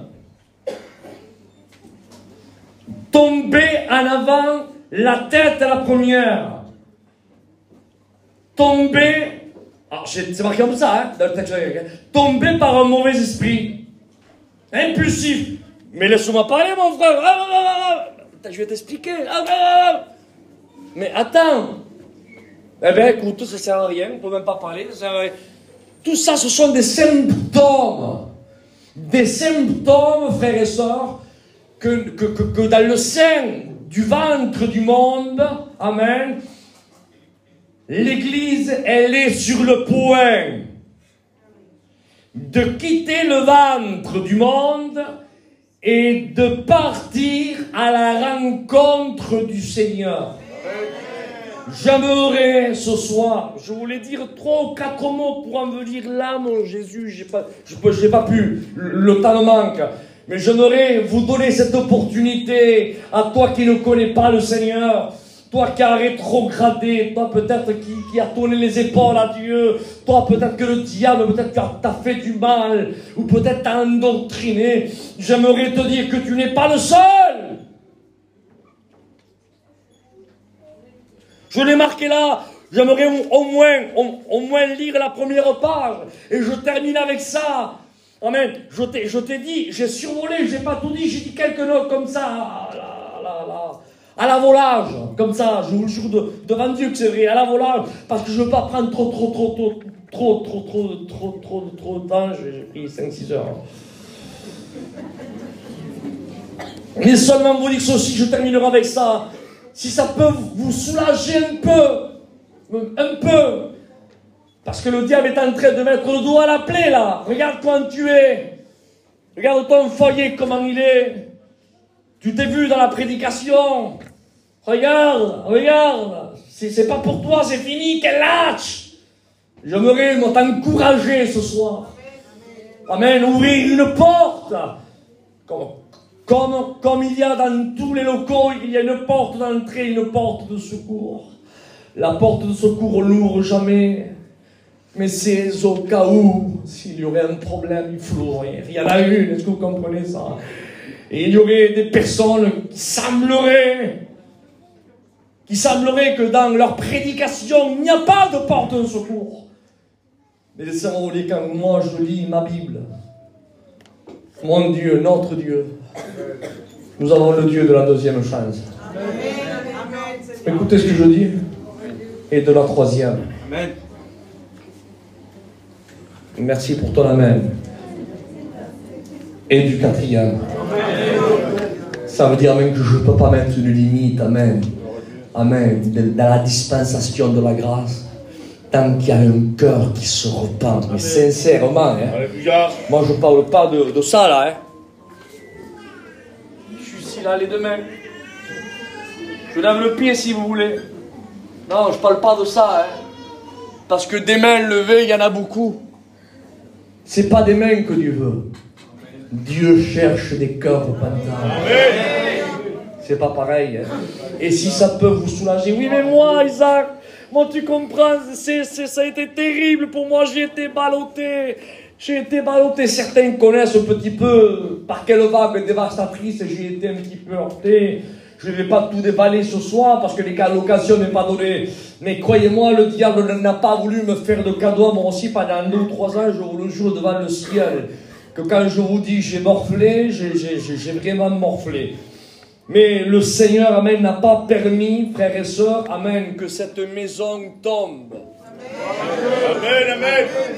Est-ce que vous savez pourquoi? Hein, vous le savez pourquoi? Non, pas par rapport à Isaac, hein. Non, hein. C'est écrit dans la parole de Dieu. Parce que cet homme-là que vous voyez en face de vous, comme ces hommes et ces femmes qu'il y a en face de moi, amen, on a pris la décision de fonder notre maison sur le roc. Amen. Et les vents sont venus, ça fait mal le vent, la grêle, les intempéries, ça fait mal. Mais la maison est restée debout. J'aimerais vous dire que j'ai eu mal. J'aimerais vous dire que j'ai pleuré. J'aimerais vous dire que j'ai demandé le pourquoi et le comment à Dieu. J'aimerais vous dire quand mon foyer on s'est mis à genoux plus d'une fois. J'aimerais vous dire que plus d'une fois, mais je me suis frappé la tête par terre à dire Seigneur, pourquoi ceci, pourquoi cela. Je comprends pas, Seigneur, il y a 25 ans presque que je te sers. Je comprends pas, Seigneur, j'ai pris des véhicules, je vais pratiquement jamais travailler. Je vais à droite, à gauche, je sillonne la France en long et en large. Je vais au-delà même des frontières, je sillonne presque l'Europe, Seigneur. Je comprends pas pourquoi cela, Seigneur. Pourquoi, Seigneur? Pourquoi? Je vous promets que j'allais l'idée pourquoi. Mais le Seigneur n'a pas voulu révéler le pourquoi, ni le comment à mon pourquoi. La seule chose que j'ai fait, c'est que j'ai fait comme Jésus. J'ai dit, Seigneur, entre tes mains, je remets mon esprit. Si tu veux pas me révéler le pourquoi, parce que Dieu sait ce qu'il fait, hein. Parce que sûrement que toi aussi tu as demandé pourquoi Dieu. Pourquoi Seigneur je passe par ceci? Pourquoi mon mari n'a plus de ministère? Pourquoi mon mari n'a plus je ne sais même pas pourquoi je dis ça. Pourquoi pas plus aux écoles publiques? Et pourquoi ceci? Pourquoi cela? Et pourquoi ceci? Et pourquoi? Et tellement de pourquoi. Le ciel reste silencieux.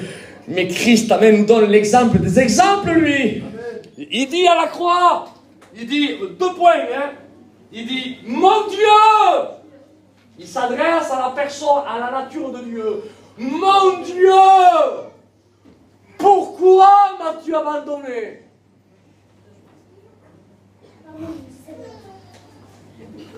Pas comme ça plutôt. Il attend la réponse, mais il n'y a pas de réponse.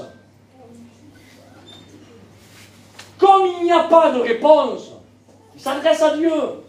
Comme il n'y a pas de réponse en tant que Dieu, alors qu'est-ce qu'il fait? Il se tourne, j'image, hein, vers son Père. En tant que nature de Dieu, révèle-moi le pourquoi. Tu ne veux pas me révéler le pourquoi? Garde-le pour toi. Mais en tant que Père, je ne te pose pas la question, est-ce que tu peux me prêter tes mains? Non. Il dit, mon Père, entre tes mains, je remets mon esprit.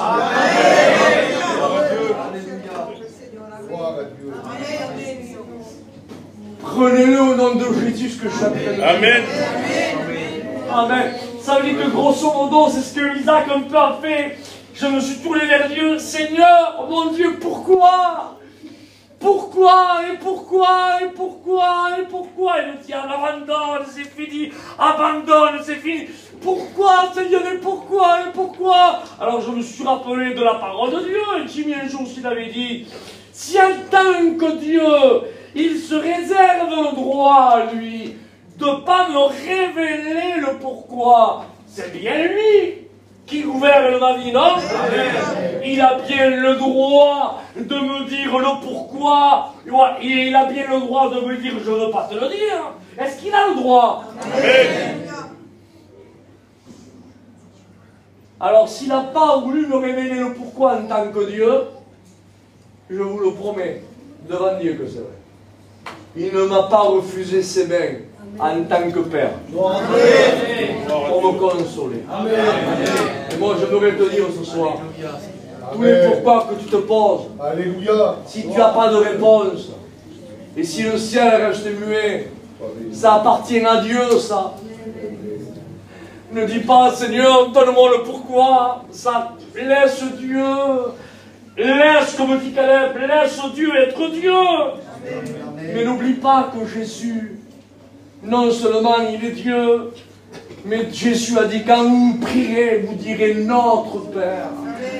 Dis-lui, Papa, Père, ne me refuse pas tes mains.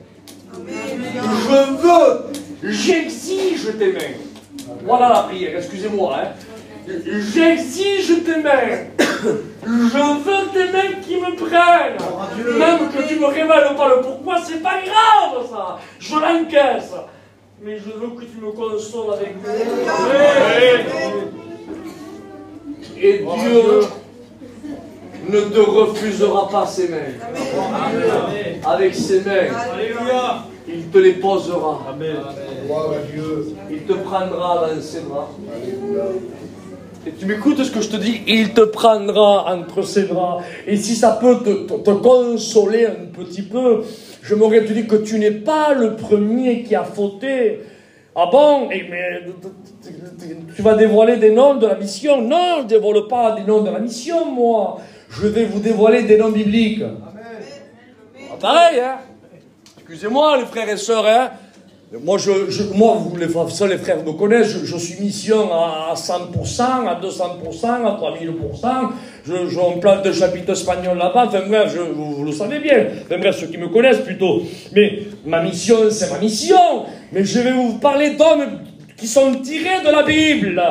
Ah bon? Et si ça peut te soulager toi, un petit peu, que le diable accuse en disant c'est fini, il n'y a plus de solution pour toi. Est-ce que tu t'appelles Noé, toi? Noé, parle pas du petit candidat qui sort des études là. Noé, qu'est-ce qu'il a fait lui? Mais excusez-moi pour ceux qui portent du d'ail, il a pris le cuite. Abraham,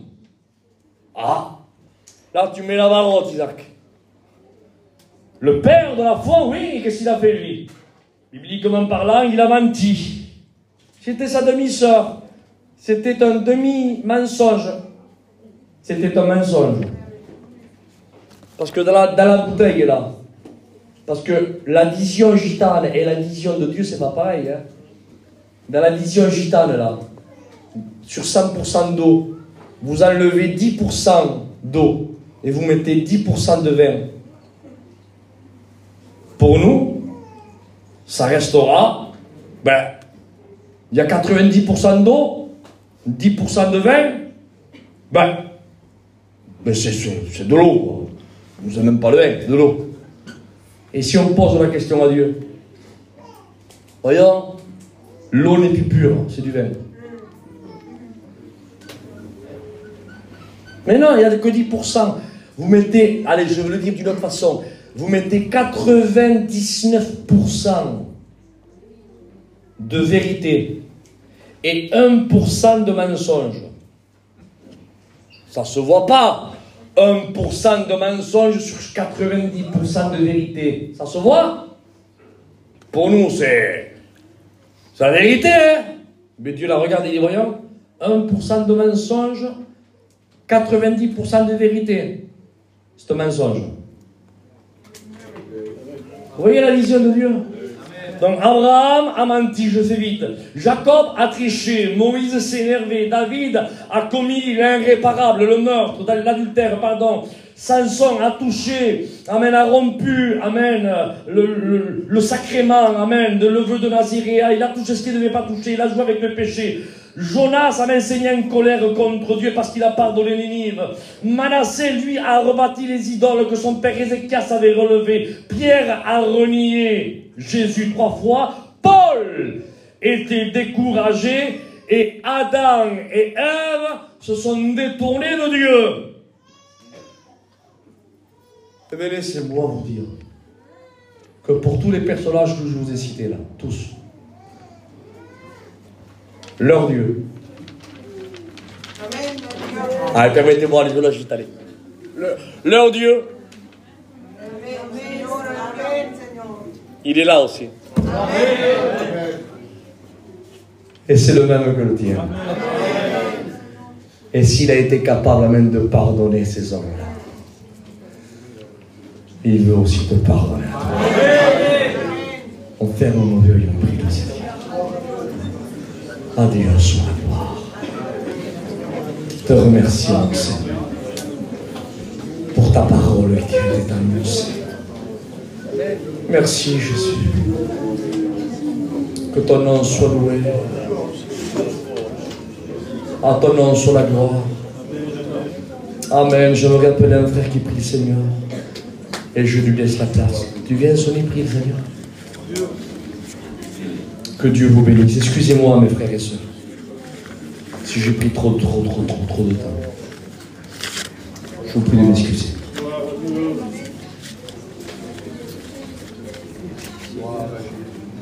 Mais merci de ne pas avoir interrompu le Seigneur parler.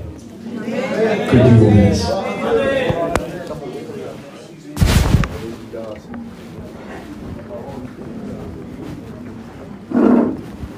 Gloire à Dieu, on prie le Seigneur ensemble. Amen. Merci Seigneur de ta parole. Gloire à Dieu. Parce que ta parole est la vérité. Et ta parole nous avertit de tous les dangers qu'il y a dans ce monde. Tu nous l'as montré à travers ce message.